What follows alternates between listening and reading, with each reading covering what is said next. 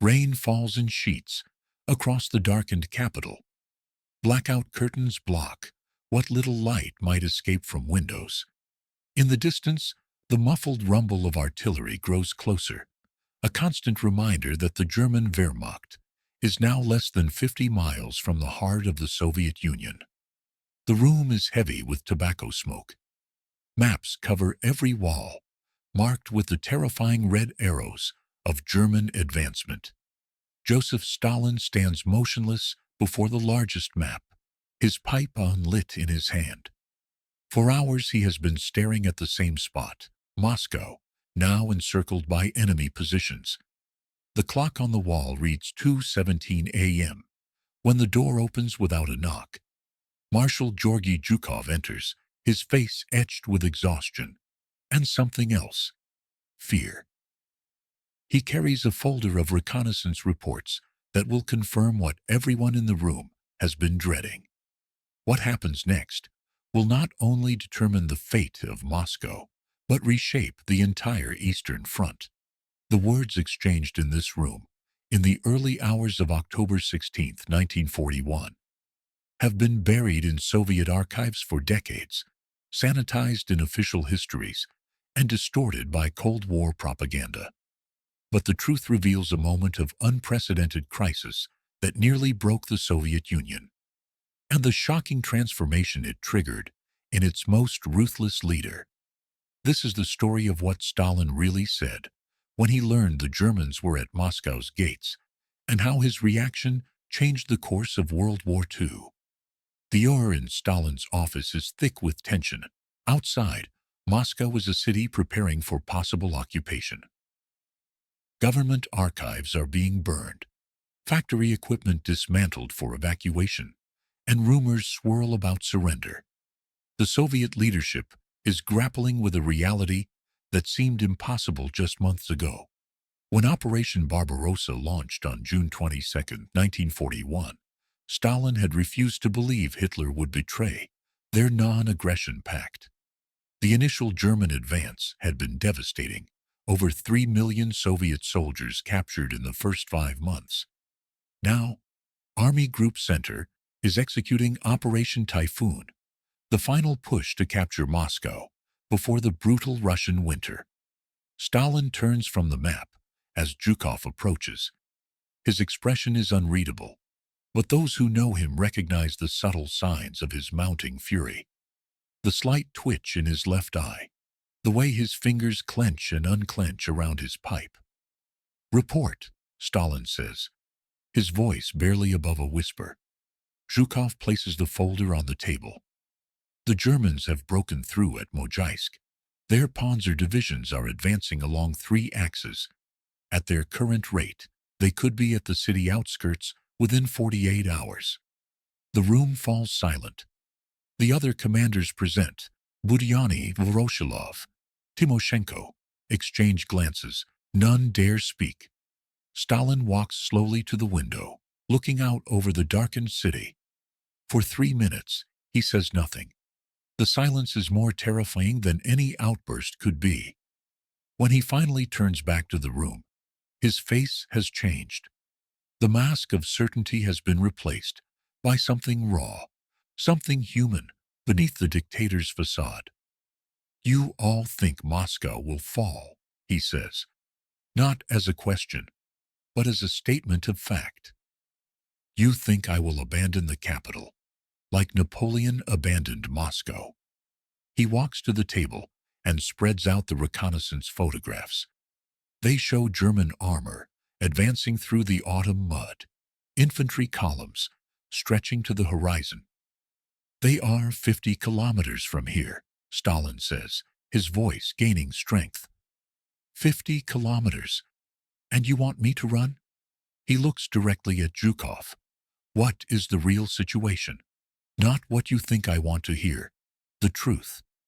This moment, the demand for truth, rather than reassurance, marks a profound shift in Stalin's leadership style. For years, he had surrounded himself with yes-men who delivered only good news. Now, facing the possible collapse of everything he had built, he demands honesty. Zhukov takes a deep breath. Our reserves are depleted. The Siberian divisions are still en route. The weather has turned against us. Rain has turned the roads to mud, limiting our mobility more than theirs. And the people. There is panic in the streets. Stalin nods slowly, absorbing this assessment without the expected outburst of anger.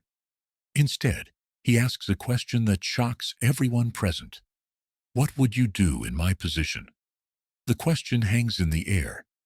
Never before has Stalin asked for advice. Never before has he acknowledged uncertainty. Zhukov chooses his words carefully. I would stay in Moscow, but I would also prepare for the evacuation of critical industries. I would authorize every available man and woman to dig defensive lines, and I would authorize tactics we have previously forbidden. Scorched earth, partisan warfare, no surrender. Stalin walks back to the map. And what of the parade? The others look confused. The October Revolution Parade, Stalin clarifies. November 7th. Should we cancel it? This is the test. Canceling it would signal that Moscow is about to fall. Holding it would be an act of defiance, potentially a suicidal one. Zhukov considers this. If we cancel, we confirm the people's fears. If we hold it, we show defiance. But the troops who march will go directly from the parade to the front lines. A slow smile spreads across Stalin's face. Good. Let them see their soldiers marching toward victory, even as the enemy approaches. Let them see that we will not break. This decision reveals the psychological transformation occurring within Stalin. He is moving from denial to a clear-eyed acceptance of the crisis, and from that acceptance, a steely resolve emerges. But the most shocking moment is yet to come. After dismissing the other commanders, Stalin asks Zhukov to remain. The mood shifts from military strategy to something more personal, more confessional. Stalin pours 2 glasses of vodka. Do you know what I said to Churchill when he visited Moscow in August? Stalin asks. I told him the Germans would break themselves against our defenses. I told him our winter would defeat them. I lied. Not to him, but to myself. This admission, Stalin acknowledging a previous miscalculation, is unprecedented. I believed our own propaganda. Stalin continues. I believed the Germans would be like the Poles, like the French. I believed our political system was stronger than their military machine. He walks to a portrait of Lenin.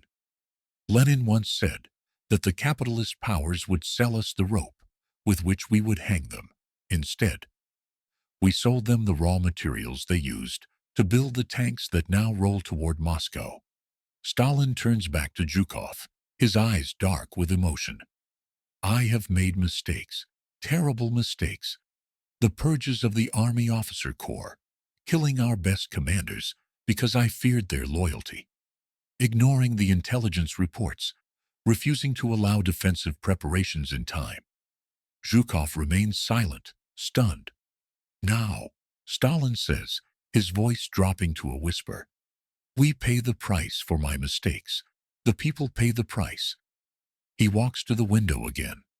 Do you know what keeps me awake at night, Marshal? Not the thought of my own death, not even the thought of defeat. It's the thought that history will remember me as the man who lost Moscow.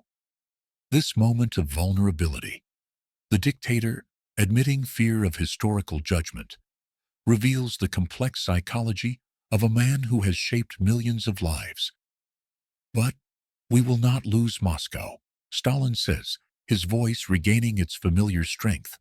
We will not lose, because we cannot lose. Do you understand? Zhukov nods. Good, Stalin says. Then here is what we will do. For the next hour, he outlines a plan of ruthless resolve. Every available man between 16 and 60 will be conscripted. Women will be organized into construction and anti-aircraft battalions. NKVD units will be positioned behind the front lines, with orders to shoot any retreating soldiers. And if the Germans enter the city, Stalin concludes, we will fight them street by street, house by house, room by room. Moscow will become a graveyard for the German army. The days that follow are a whirlwind of desperate preparations. 300,000 Muscovites, most of them women and teenagers, dig anti-tank ditches. On October 19th, Stalin issues Order Number 227, the not one step back order, commanding Soviet forces to fight to the death. Meanwhile, in German headquarters, confidence is high. They can see the spires of the Kremlin through their binoculars.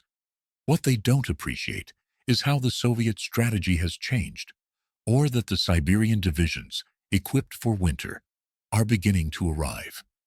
On November 7th, despite the imminent threat, the parade proceeds in Red Square.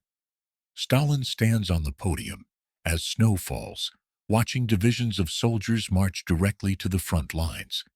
In his speech, he invokes Russia's historical defenders, serving notice that Moscow will not fall without a fight. By early December, the temperature has dropped to minus 30 degrees Celsius. German soldiers, still in summer uniforms, are freezing. Their equipment won't function. Their supply lines are collapsing. Stalin meets with his commanders again. The mood in the room is different now. Hope has replaced despair.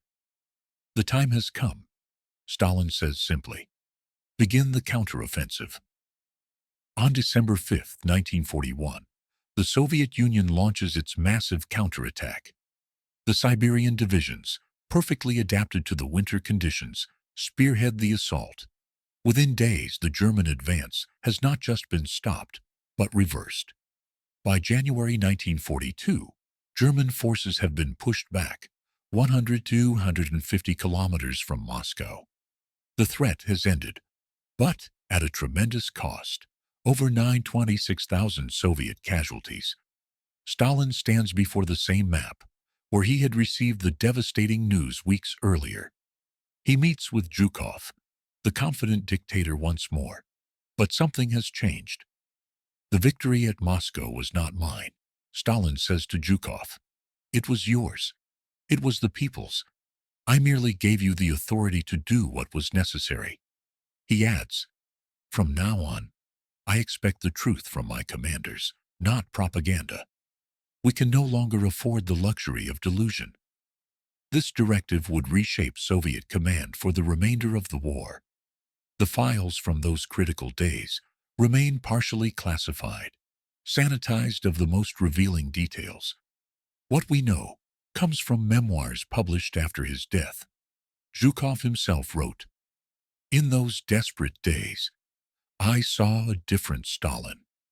Not the infallible leader portrayed in propaganda, but a man grappling with the possible consequences of his own mistakes. It was in that moment of vulnerability that he found the strength to become the leader the Soviet Union needed. Deep in the Kremlin archives, a single file remains sealed. October 1941, personal notes. Only a few lines have ever been leaked.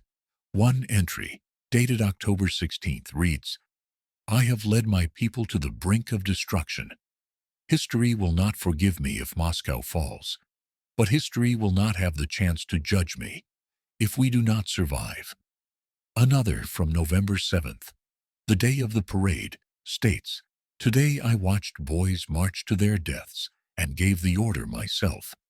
If we survive this war, how will I explain such decisions? These fragments reveal a leader grappling with the moral weight of his decisions. They suggest that behind the facade of certainty, Stalin experienced the same doubts and fears any human would face. The story of what Stalin said when he learned the Germans were near Moscow reveals more than a moment of crisis. It exposes the complex psychology of leadership under extreme pressure, the vulnerability behind the facade of absolute power, and the capacity for change even in the most rigid of personalities. His decision to stay and fight transformed Soviet morale at its lowest point and set the tone for the brutal, no-surrender defense that would characterize the Soviet war effort. The full transcript of what was said may never be known. The Soviet system was adept at sanitizing history. But enough fragments remain to piece together the essential truth. It was a moment when a dictator built on absolute certainty was forced to confront catastrophic failure. It was a moment when a leader who had purged his best officers was forced to depend on the remaining ones to save his regime. In that moment, something changed in Stalin, not his fundamental character. He remained ruthless and paranoid to the end. But his approach to leadership, his relationship with his commanders, his understanding of the limits of power. What Stalin said reveals not just the crisis of a moment, but the complexity of leadership under the most extreme pressure imaginable. It reminds us that even the most powerful leaders are human, subject to doubt, fear, and error. And it suggests that in the darkest moments of crisis, when failure seems inevitable, there is still the possibility of transformation, of finding in the confrontation with failure the strength to succeed. The sun sets over the Kremlin, as it has for centuries.